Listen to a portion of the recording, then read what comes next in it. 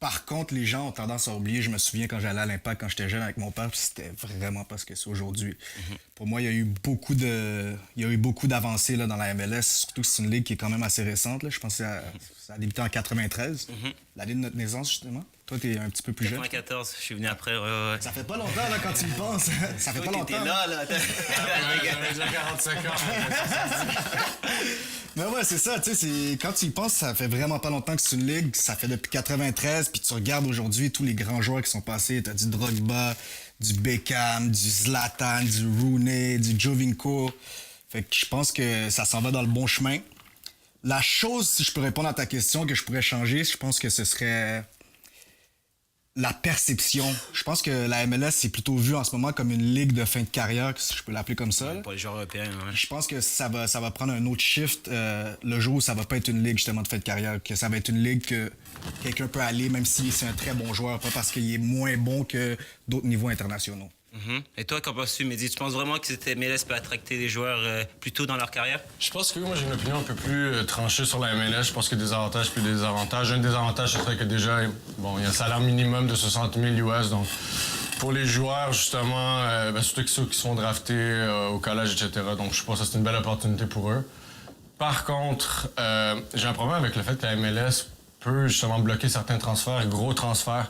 Puis je pense que c'est justement ça qui va faire en sorte que la MLS va pouvoir grandir. Si on compare ça aux autres ligues, je pense qu'en 2013, la MLS avait un plafond salarial de 3,2 millions US pour les 20 premiers joueurs de leur ligue.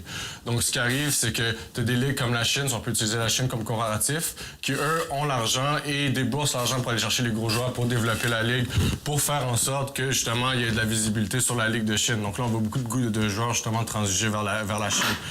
Là, malheureusement, ce qui arrive avec la MLS, c'est qu'en bloquant ces gros transferts-là, on empêche certains joueurs de renom de pouvoir venir jouer ici, surtout à leur prime, si je peux me permettre, justement pour qu'ils puissent avoir un impact décisif puis plus percutant dans la ligue. Là. Si on compare même le plafond salarial, j'ai ici la NBA est à 80, en 84-85, ils avaient un plafond salarial de 3,6 millions. La MLS en comparatif en 2013 avait un plafond salarial de 3,2. Donc si on compare déjà ces deux générations complètement différentes, puis la NBA avait quand même accès à un 3,2 millions qui dans le temps, avec le coût de la vie, représentait certainement plus qu'aujourd'hui. Et on voit déjà que, de toute façon, on voit que la MLS est en expansion, mais comme tu dis, la NBA, ça fait des années qu'elle est au niveau de la MLS aujourd'hui. Et ça, c'est déjà quelque chose que la MLS, bon, elle peut voir comme quelque chose de bon parce qu'elle peut s'améliorer, surtout aux États-Unis, qui est vraiment le pays pour les opportunités. Maintenant, moi, je trouve que j'ai quand même cette question que je me demande. Comment attirer un joueur de 25 ans? Bon, on a eu Jovinko qui, lui, est venu assez jeune et qui peut éblouir la MLS de son presque meilleur niveau. Mais comment attirer d'autres comme Jovinko dans une MLS qui, quand tu quittes l'Europe, parce qu'on parle vraiment des meilleurs joueurs européens, hein, quand ils quittent l'Europe, ben, tu quittes la Ligue des Champions. Comment ce passage de l'Europe à la MLS peut-il être... Ça veut dire que tu coupes pont à la Ligue des Champions. Est-ce que tu peux vraiment convaincre des joueurs de 25 ans ambitieux d'Europe de partir? Excuse-moi. C'est sûr que la MLS, pas la MLS, la Ligue des Champions, c'est un gros prestige au niveau du football. Mais comme Mehdi a dit, je pense que c'est vraiment le problème de la structure au complet. Là. Dis-moi si je me trompe, mais je pense que la MLS, c'est des parts que tu achètes dans la MLS. C'est privé, c'est ça. Fait que dans le fond, si t'es un investisseur, tu veux avoir une équipe dans la MLS, faut que tu achètes des parts de la MLS, ils combinent tout ça ensemble, puis par la suite, ils font des changements, des transferts. Mais je pense la philosophie américaine, tout ça. Exactement, mais pas je de pense relégation. que ça va pouvoir changer le moment où ils vont changer la structure.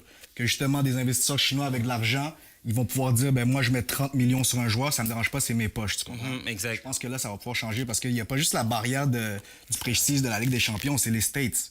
Ils ont des ligues qui sont juste aux States, puis c'est des plus gros sports au monde. Mais je pense que c'est vraiment au niveau de la structure financière. Puis à ce moment-là, quand ils vont enlever ça, ils vont pouvoir les attirer d'une autre façon.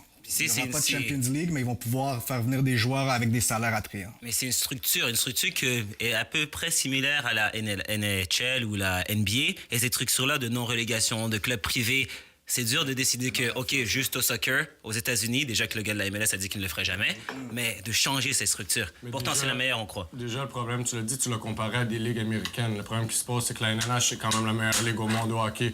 La NBA est la meilleure ligue au monde au basket. La NFL est la meilleure ligue au monde au football. Donc, ce qui arrive, c'est que la MLS essaie d'avoir la même structure que ces ligues-là, mais par contre, le soccer se joue mondialement. Donc, tu peux pas être compétitif si ta structure n'est pas compétitive avec la structure européenne, avec la structure sud-américaine, avec la structure asiatique.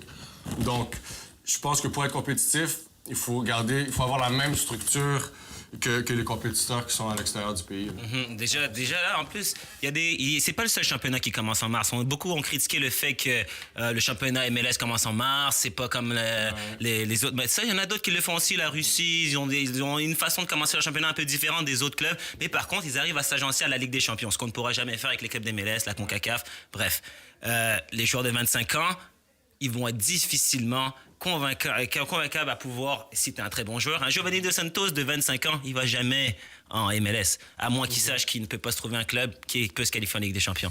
Mais à ne pas oublier aussi, par contre, je pense que le monde oublie aussi la qualité de vie que les joueurs ont aux États-Unis. Puis ça, c'est quelque chose de très important. American Dream. Que tu le veuilles ou non, tu as quand même des destinations comme Houston, la Californie, la Floride. Je veux dire, il fait beau, il fait chaud. Ça fait retraite, non? Ouais, il n'y a aucune raison que le joueur ne veuille pas aller jouer là-bas. Je peux même surveiller la température, je veux dire, aller jouer à New York, c'est quand même quelque chose qui est très intéressant aussi. Donc, ils ont quand même les grosses villes, les établissements, les infrastructures pour grossir, pour grandir. Là, je pense qu'il suffit juste de pouvoir justement verser de l'argent pour aller chercher les meilleurs talents. Les attirer d'une autre façon. J'ai de la misère à croire que les équipes de la MLS n'ont pas l'argent pour attirer ces joueurs-là. Moi, je pense qu'ils se font bloquer à un certain niveau. Puis je pense que la MLS essaie de garder un certain contrôle sur la Ligue. 100%. C'est sûr que ça pèse sur la balance le fait que tu pourras pas participer à la Champions League, mais tu sais, on a des équipes en Amérique du Sud. Je pense pas que c'est un problème, tu sais. Chaque continent, de toute façon, a sa Champions League, entre guillemets, si on veut. La Copa Libertadores. Exactement. Non, c'est vrai. Et moi, je pense que même l'Impact a quand même quelque chose de plus que les autres équipes de la MLS. Bon, chacun a un peu son moyen de se vendre, hein, la Floride, la Cali. Mais Montréal a quelque chose dont, déjà, ça parle français. Et les joueurs français, qui sont, on pourrait dire, les meilleurs joueurs, jeunes joueurs du monde, les meilleurs joueurs du monde, à la retraite, les Sagna, ça fait gagner des équipes. Là, d'autres joueurs comme ça, je parle, ils peuvent attirer du français. Ils pourraient attirer du Ben Arfa. Ils ont attiré Drogba. Ils peuvent attirer des joueurs de Montréal et des Français.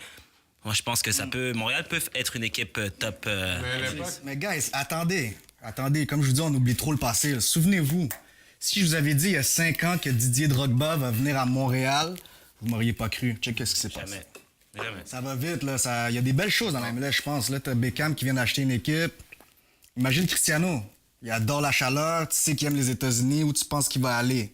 Moi, je pense qu'il va aller dans une ville comme ça, Floride, Californie, des trucs comme ça. Puis ça prend quelques joueurs. Ça a commencé comme ça prend quelques joueurs, des bons joueurs de renommée qui viennent. Après ça, c'est la débandade. Et de toute façon, même si c'est en fin de carrière, la MLS peut avoir son titre d'être un championnat de fin de carrière, mais relevé parce que ne veut pas, c'est intéressant un peu plus la MLS là maintenant. Ouais, bien sûr. Définitivement. Je veux dire, c'est en ascension, puis je pense que la MLS, justement, le fait qu'elle soit en ascension, c'est bon pour tous les joueurs qui sont en développement en Amérique du Nord. Ça donne beaucoup plus d'opportunités à des joueurs d'ici de pouvoir partir. C'est un meilleur tremplin. Puis, même qu'on le veuille ou non, même avec l'Internet, les réseaux sociaux, ça donne la visibilité à certains joueurs aussi qui peuvent se montrer. Donc, je pense que c'est en développement. Ça va développer le soccer aussi en Amérique du Nord. Je pense que c'est une question de temps. Mais qu'on le veuille ou non, les meilleurs joueurs vont aller vers l'argent, vers les compétitions. Je veux dire, il n'y a aucune raison qu'un bon joueur aille en MLS, il peut avoir plus d'argent dans une équipe européenne et faire la Champions League en plus. Exactement. Donc, je pense qu'on est rendu là à pouvoir justement donner à ces joueurs-là le salaire qui leur est dû selon leur valeur. Puis les développer par la suite. Et pour ça, c'est vraiment une question de structure. On voit que ça pourrait être le frein. Mes hooligans, hein, comme je vous êtes reconnus pour rentrer cash dans les sujets, c'est pour ça qu'on s'appelle les hooligans ici. Je vais vous rentrer cash dans ce sujet. Est-ce que non seulement Montréal peut devenir une top équipe MLS, mais surtout, est-ce que la MLS sera un jour capable d'attirer des joueurs de 25 ans, des joueurs qui peuvent être des contenders au Ballon d'Or, des joueurs qui ont pour espoir de devenir dans les meilleurs joueurs du monde?